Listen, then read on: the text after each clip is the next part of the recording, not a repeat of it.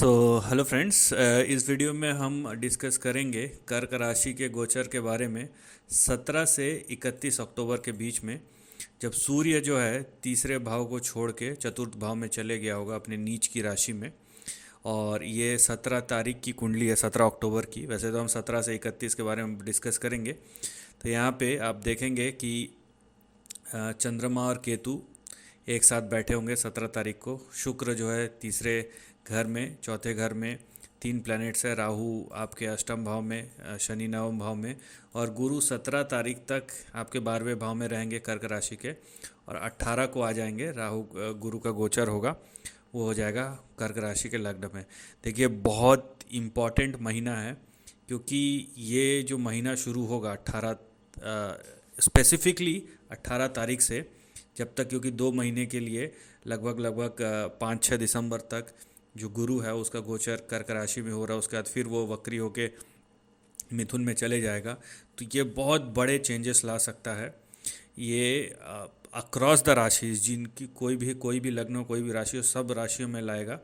बहुत बड़े चेंजेस आएंगे। लेकिन हम क्योंकि कर्क राशि के बारे में डिस्कस कर रहे हैं, तो हम उसके बारे में डिस्कस करेंगे। देखिए पहले बात तो है कि यहाँ पे अभी आप समझ लीजिए कि लाइफ बहुत लोगों की चेंज होने वाली है, हर किसी की चेंज होने वाली है। उसका एक रीज़न है, क्योंकि मैक्सिमम जो प्लैनेट्स रहेंगे, कम से कम 5 से 6 प्लैनेट वो गुरु की दृष्टि में आ जाएंगे। जब गुरु जो है 18 तारीख को 12वें भाव से लग्न पे आ जाएगा। सबसे पहले हम खाली 17 तारीख की बात करेंगे, क्योंकि 18 तारीख को जैसी गुरु का गोचर यहाँ पे लग्न में हो जाएगा, उसके बाद चीज़ें बदल जाएंगी। तो 17 तारीख को अगर स्पेसिफिकली मैं बोलूँ, 17 तारीख को अगर आप किसको रिज़ल्ट मिल सकता है, अगर आपकी गुरु की, राहु की, सूर्य की, बुध की और मंगल की, ये पांचों की, या 5 में से 3, 5 में से 4, 5 में से कम 2 की दशा है, तो आपको रिजल्ट मिलेगा। और गुरु उसमें इन्वॉल्व होना चाहिए। ऐसा नहीं है कि आप बोल रहे हैं सूर्य और राहु की दशा है तो रिजल्ट मिलेगा। मिल सकता है, लेकिन यहाँ पे आप ध्यान रखिए सूर्य नीच का है। तो नीच का मतलब ऐसा नहीं है कि कोई खराबी मिलेगा, क्योंकि नीच की राशि है, लेकिन ये केंद्र का घर है। तो इस बात को भी आपको ध्यान रखना है। गुरु की दृष्टि में है, इस बात को भी आपको ध्यान रखना है। लेकिन आपका अगर यहाँ पे मान लीजिए सूर्य और राहु और साथ में गुरु की उस दिन दशा चल रही है 17 तारीख को, तो आपको रिजल्ट मिलेंगे और अच्छे रिजल्ट मिलेंगे। ठीक है, क्योंकि सूर्य जो है धन भाव का कारक है और चतुर्थ भाव में बैठा हुआ है। राहु जो है अनयूजुअल चीज़ों का कारक है, एक्सपेंशन का कारक है, अष्टम भाव में ज़रूर बैठा हुआ है, लेकिन आकस्मिक चीज़ों का कारक है।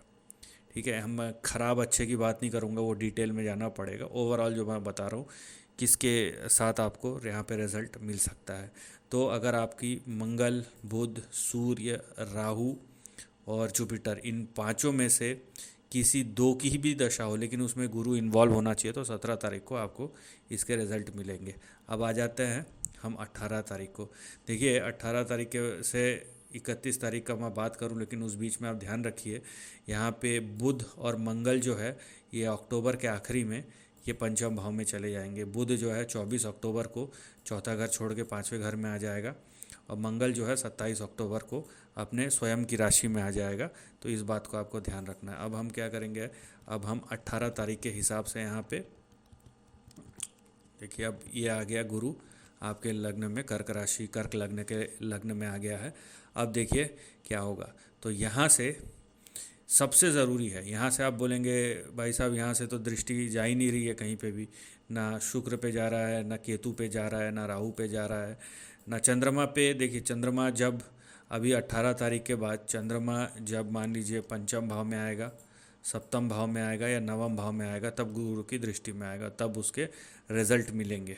ठीक है, मान लीजिए चंद्रमा फॉर एग्जांपल गोचर करते हुए यहाँ पे पंचम भाव में आ गया, और उस समय अगर आपको गुरु और चंद्रमा दोनों की ही दशा चल रही है, तो आपको रिजल्ट मिलेंगे। आई होप कि आप समझ रहे होंगे कि यहाँ पे चंद्रमा का गोचर तो सही है, उसकी दृष्टि में आ गया, लेकिन दोनों की दशा होनी चाहिए। अब देखिए सबसे ज़रूरी यह है कि शनि के ऊपर, वक्री शनि के ऊपर, जो वक्री शनि पावरफुल है, उसके ऊपर आप गुरु की दृष्टि आ गई है।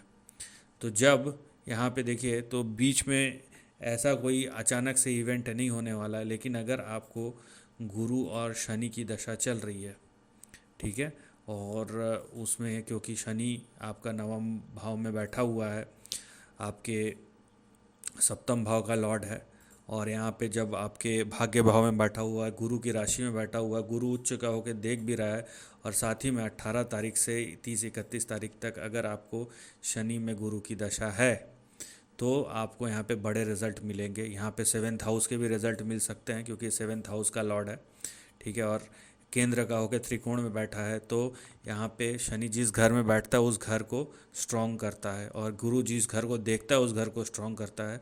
तो 9th हाउस से रिलेटेड समझ लीजिए आपके लक में एक बहुत बड़ा बदलाव आएगा, और गुरु की दृष्टि, और दोनों का मैं फिर से बोल रहा हूँ, दोनों की दशा होनी चाहिए, गुरु की भी और शनि की भी, तब आपको ये रिजल्ट मिलेगा, ठीक है।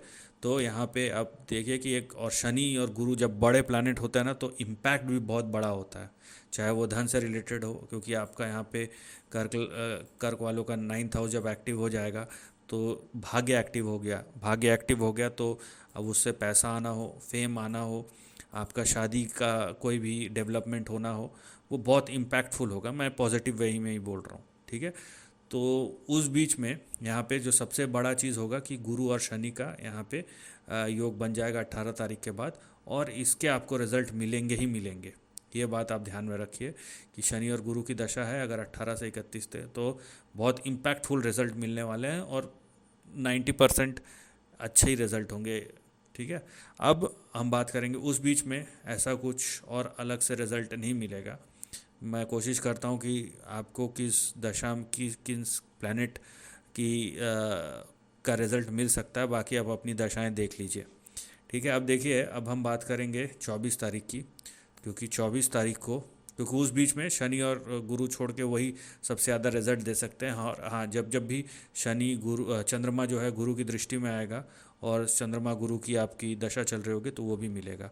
अब आ जाते हैं हम 24 तारीख को, ठीक है, क्योंकि 24 तारीख को क्या होगा, 24 तारीख को बुध जो आ जाएगा वो चौथा घर छोड़ के पंचम भाव में आ जाएगा। देखिए, अब ये आपके 12वें हाउस का लॉर्ड पंचम भाव में आ गया है, और ये तीसरे घर का भी है जो पंचम भाव में आ गया है, और मरकरी खुद ही यहाँ पे एक फास्ट मूविंग प्लैनेट है, मंगल के घर में आ गया है फायर साइन में, और गुरु की दृष्टि में आ गया है। तो 24 तारीख से अगर आपका यहाँ पे मरकरी की दशा है, साथ में गुरु की दशा है, आपको उसके रिज़ल्ट मिलेंगे। अगर आपको मरकरी शनि बुध शनि और गुरु की दशा है, आपको बिल्कुल रिज़ल्ट मिलेंगे, ठीक है। इन तीनों का रिज़ल्ट मिलेगा। हो सकता है आपका ट्रैवल करा दे, हो सकता है आपका चेंज ऑफ प्लेस करा दे, लेकिन दशा होनी चाहिए। उसके बाद 27 तारीख को अब देखिए मंगल भी यहाँ पे आ गया, ठीक है। अब मंगल भी जब आपका आ गया है, अब मंगल यहाँ पे अपनी राशि का हो जाएगा, तो यहाँ पे मैं जो भी बोल रहा हूँ यहाँ पे आपको रिज़ल्ट तभी मिलेंगे जब आपकी दशाएं हों। तो अगर आपकी दशाएं हैं तो आपको रिज़ल्ट बिल्कुल मिलेगा। और 27 तारीख के बाद 27 से 31 तक ये 4 दिन मंगल की दशा, बुध की दशा, शनि की दशा, उसमें गुरु की दशा, इसके रिज़ल्ट मिलेंगे। मंगल देखिए 5th हाउस का कारक है, 5th हाउस शेयर सट्टा लॉटरी पूर्व पुण्य, आपका लव एंड रोमांस, ठीक है, और गुरु की दृष्टि है ना। तो कहीं ना कहीं देखिए, मार्स जो होता है ना हमेशा लड़की का कारक नहीं होता है, मार्स जो होता है वो लड़की के लिए लड़के का कारक होता है। तो यहाँ पे इमोशंस या अगर रिलेशनशिप में तो पैशन डेवलप हो सकता है, लेकिन अगर लड़के को लड़की चाहिए तो उसके लिए वीनस होता है, तो वीनस को आना पड़ेगा यहाँ तक, ठीक है, वीनस को जो है यहाँ तक आना पड़ेगा। और वीनस जो है उस समय पे 4th हाउस में गोचर कर रहा होगा, राइट, 4th हाउस में आएगा, 5th हाउस में नहीं आएगा, 5th हाउस में वो नवंबर में आएगा। लेकिन फिर भी क्योंकि मंगल आ गया है और यहाँ पे बुध आ गया है और यहाँ पे शनि आ गया है, तो ये आपके बड़े चेंजेस आप समझ लीजिए 18 तारीख से बड़े चेंजेस होना शुरू हो जाएंगे। कंडीशन यह है कि आपको गुरु की दशा होनी चाहिए उसके साथ, और मैक्सिमम देखिए अब जैसे ही इसके बाद ना 24 तारीख के बाद 1 2 3 चंद्रमा तो रहता ही है, फिर उसके कुछ दिन बाद 16-17 को नवंबर को यहाँ पे सूर्य भी आ जाएगा, फिर उस समय शुक्र भी आ जाएगा।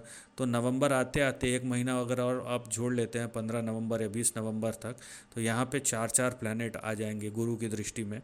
यहाँ पे 4, यहाँ पे ये 5वां चंद्रमा भी आ जाएगा, अच्छा है, गुरु तो है ही, तो मैक्सिमम प्लैनेट गुरु की दृष्टि में आना शुरू हो जाएंगे। तो आप समझ लीजिए कि किसी ना किसी का तो कोई ना कोई प्लैनेट की दशा तो चल ही रही होगी, और गुरु की दृष्टि में आ गया है, शनि वक्री है, गुरु भी जब वक्री होंगे तो और पावरफुल हो जाएंगे। तो यहाँ पे 18 तारीख के बाद मेजर डेवलपमेंट्स होंगे। अब किसकी कैसी दशा है वो उस पर डिपेंड करता है, लेकिन जो कॉम्बिनेशंस बोले अगर वो आपके हैं दशाओं में, तो आपको रिज़ल्ट बिल्कुल मिलेंगे और अच्छे रिज़ल्ट मिलेंगे। उसका रीज़न ये है कि जितने भी भाव है वो यहाँ पे देखिए 5th हाउस और 9th हाउस एक्टिव हो रहा है।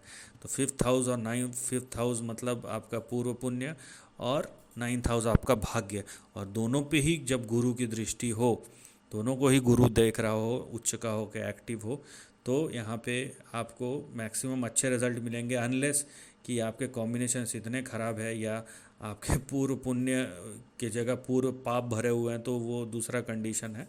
लेकिन जनरली जो है 10 में से 9 बार अच्छा ही रिज़ल्ट मिलेंगे, 9 रिज़ल्ट अच्छे ही होने चाहिए। So this is the end of the video, thanks for watching.